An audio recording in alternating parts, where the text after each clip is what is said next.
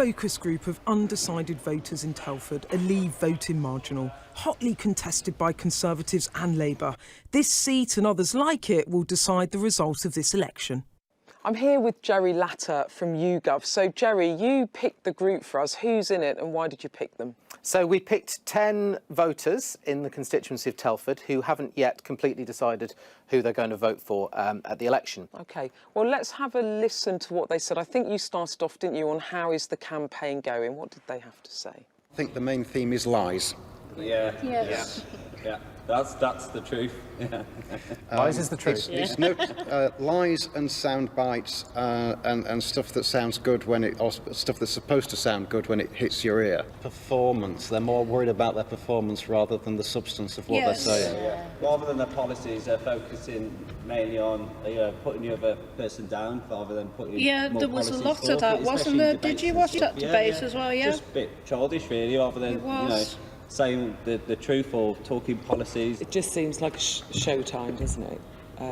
Popularity contest, and like you say, one playing one off the other, and it's just become a little bit of a farce. It's as if they don't care about us. They tell us all this, we're going to do this, we're going to do that, and they'll get elected, and they're like, I didn't say that. Yeah. But you did, because we've got, oh no, I didn't say that. We meant something else. Yeah. Are you glad we're in an election at the moment? Do you feel enthused by it? I think I know the answer to this. No. Enthusiastic about there being a new government? No, not at this time of year. I reckon they should have postponed this until after Christmas. Yeah. It's just put like a blanket over things, hasn't it?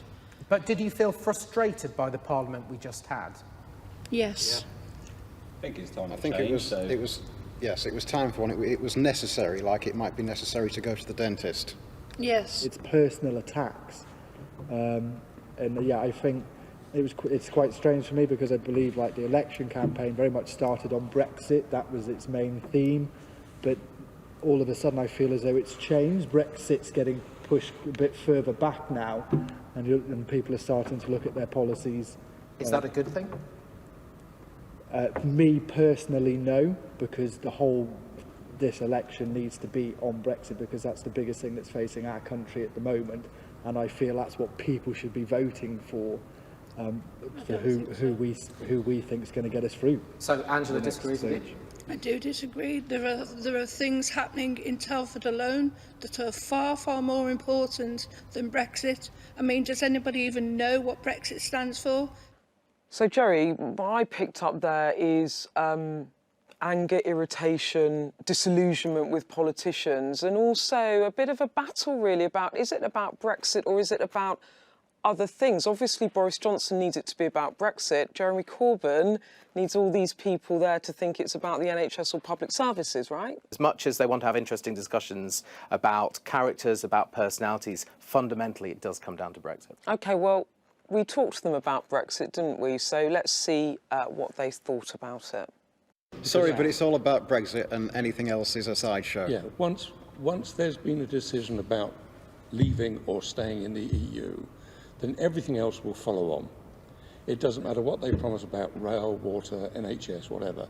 Nothing will happen until a decision is made about Brexit, and it either happens or not. We didn't know what it entailed, what was going to happen, the effects of it. That will then make people feel like, you know, what we've been told, whether it was truth or not truth, and that will then, our future opinions of the politicians will change according to that, I think. Do you think the Conservatives can both get Brexit done and unleash Britain's potential? No. What do you think? I don't. It's just a catchphrase. I'll come to you next. I don't think they can, because if they could have done it, it would have been done by now. You can't go in and say, OK, this is what we want, and then the EU turn around and say, well, no.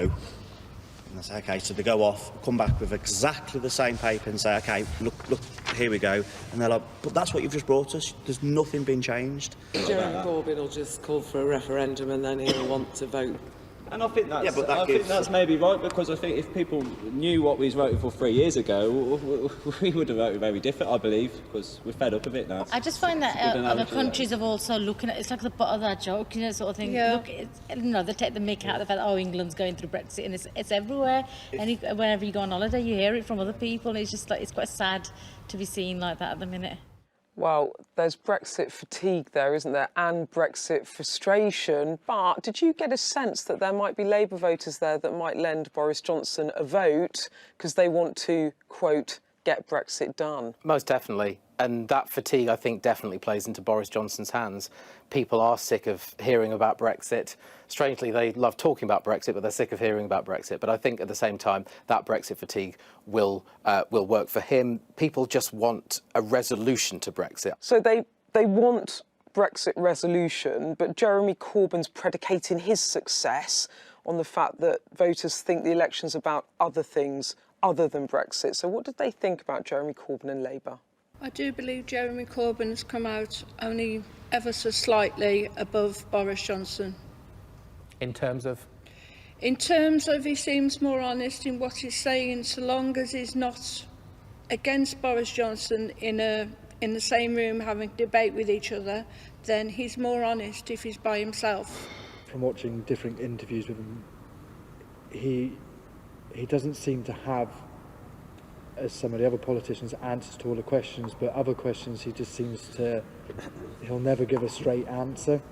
It's almost as though he'll try and evade it and move on to another question. I'm just going with who I feel is more at the moment an honest and nice person, which is Jeremy Corbyn at the moment. Whether I'm right with that or not, but that's what I believe at the moment, yeah. How would you describe the current Labour Party and what it stands for? Good old-fashioned 70s socialism. No, pretty scary, really. That very much feels like a step backwards. I think he's doing a good job at standing for the working class, isn't he? Yes. More about the people, like, thinking about what people really worry, their concerns. Just for the people, and like what they're doing because I'm a student, like what they're doing for the students, like with the free, like the uni fees. Obviously, it's an incentive for more people to for more students to kind of go to uni.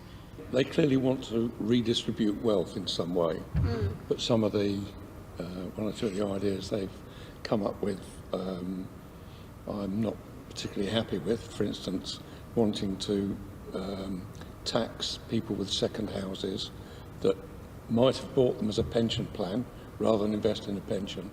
Jerry, I was a bit surprised by what they said about Jeremy Corbyn because he started out being deeply, deeply unpopular, but there has been a bit of an uptick in his polling. And is it a case of the more people see of him, they like him a little bit more? And it is all relative, of course. We've seen just today a large uptick in terms of Jeremy Corbyn's net favourability. So that is borne out, that does suggest that the longer this campaign goes on, the sicker people get of Boris and the more they like Jeremy Corbyn. Well, let's have a listen to what they had to say about Boris Johnson and the Conservatives. I just think he's got himself in trouble himself by telling lies and things, and people are turning away from that. I mean, like when he went to the Queen with all that saying he had the permission, people are like, he's supposed to be running our country. And when he's telling lies, it doesn't let you trust him. If it was still Theresa May in this place, I feel as though I would trust her more than I do Boris Johnson. It's just him and it's his antics and it's what he gets up to and the way he says things. Even she showed emotion even when she was leaving, sort of thing. And like with him, there is no emotion. No. There's nothing.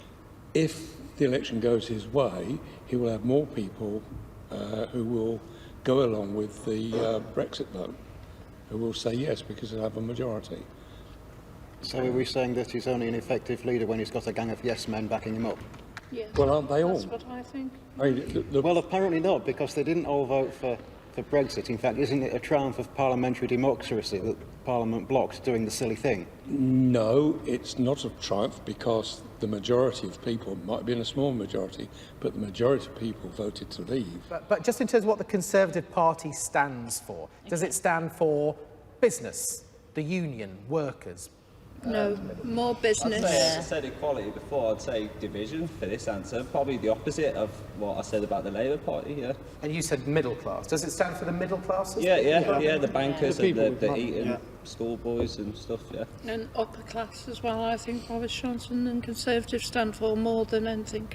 I did like the Conservative Party marginally, but to be honest, I think I think they're much of a muchness in what they say, whether we can believe them. That it's like throwing a dice.